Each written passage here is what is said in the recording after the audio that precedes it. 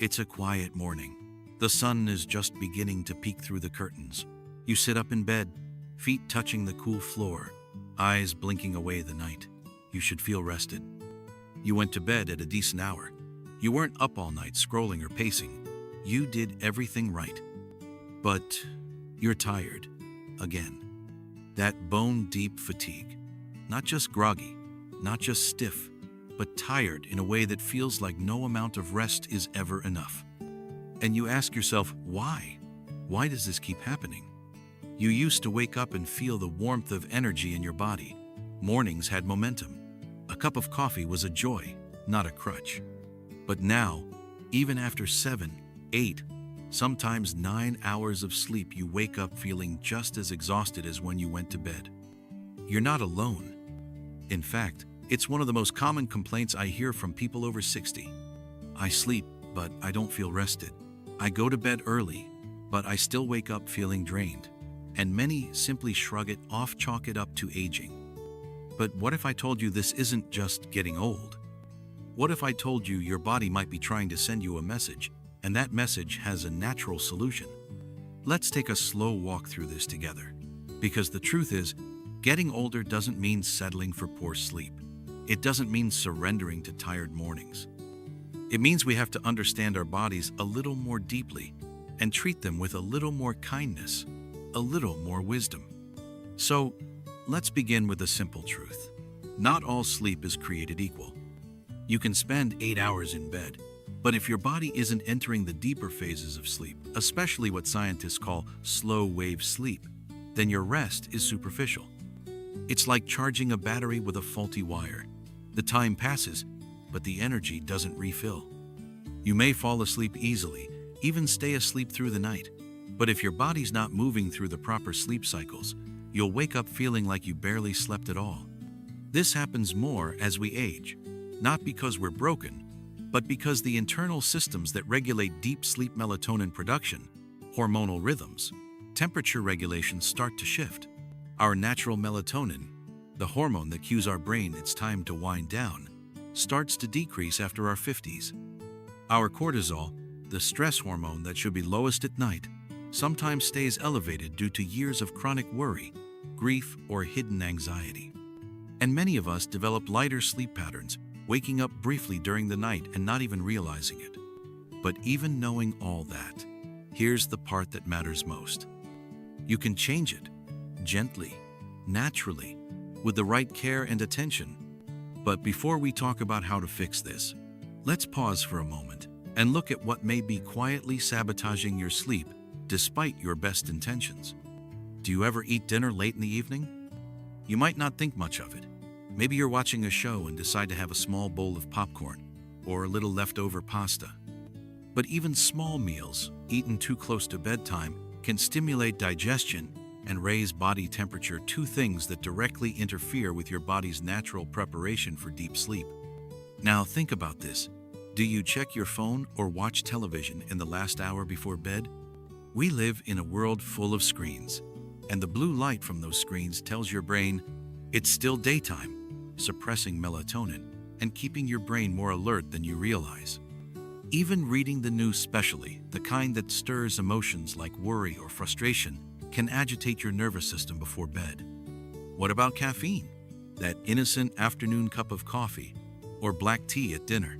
After age 60, our body metabolizes caffeine much more slowly. That 2 p.m. pick-me-up might still be buzzing through your system at 10 p.m., subtly blocking your descent into deep sleep. And then there's something no one likes to admit: racing thoughts.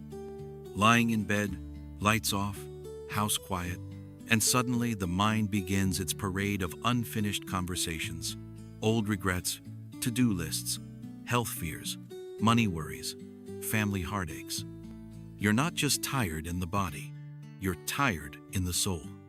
That's why sleep becomes harder, not because you're weak, but because you're carrying too much mentally, emotionally, even spiritually, and your body can't rest if your heart is restless.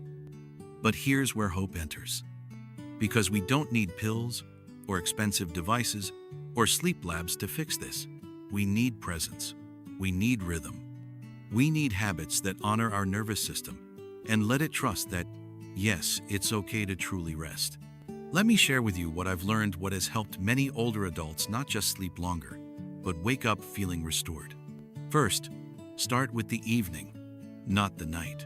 Deep sleep begins long before your head hits the pillow. It starts with your body and brain knowing that bedtime is coming and believing it's safe to let go. One of the most powerful tools is light. Yes, light. Your body has an internal clock, your circadian rhythm, that relies on light cues. So every morning, even on cloudy days, try to go outside for at least 10-15 minutes. Let the sunlight touch your face and hands. No sunglasses, if possible. This natural light tells your brain, this is morning, and that signal helps regulate melatonin later that night. Then, in the evening, do the opposite. Dim the lights in your home about an hour before bed. Use lamps, not overhead lights. Shut down bright screens. Create an atmosphere that whispers, it's time to wind down. And speaking of winding down, go from activity to sleep in one leap. Give yourself a buffer zone. One simple ritual I recommend is what I call the gentle hour. For 60 minutes before bed, avoid tasks, news, and screens. Instead, read a calming book. Listen to soft music. Stretch gently. Sip herbal tea. Write in a small gratitude journal. Just 3 things you're thankful for today. This isn't fluff. This is medicine for the soul. And if your mind won't stop racing, here's a gentle practice. Place one hand over your heart, take 3 deep breaths, and say quietly, it's okay to rest now. I've done enough for today. Yes, it sounds simple, but your nervous system listens to your self-talk more than you think. Now let's talk about temperature. Your body needs to cool slightly to enter deep sleep. So keep your bedroom cool, ideally around 65-67 degrees Fahrenheit. Use breathable bedding. Take a warm shower 30 minutes before bed because as your body cools down afterward, it naturally triggers sleepiness. And if you find yourself waking up in the middle of the night, don't panic. Sometimes, we wake briefly between sleep cycles. That's normal. What's not helpful is looking at the clock, sighing, and letting anxiety flood in. Instead, treat wake-ups with compassion. Don't turn on lights. Don't check your phone. Just lie quietly, breathe deeply, and remind yourself, this moment will pass. I am safe. I will rest again soon. Now let's touch on something often overlooked. Food. Certain foods can actually support better sleep. Magnesium-rich foods like bananas, almonds, pumpkin seeds, and leafy greens can help relax your muscles and calm your nervous system. Tryptophan found in turkey, yogurt, oatscan support natural melatonin production, and a small glass of tart cherry juice in the evening. Studies show it may help some people fall asleep faster and stay asleep longer.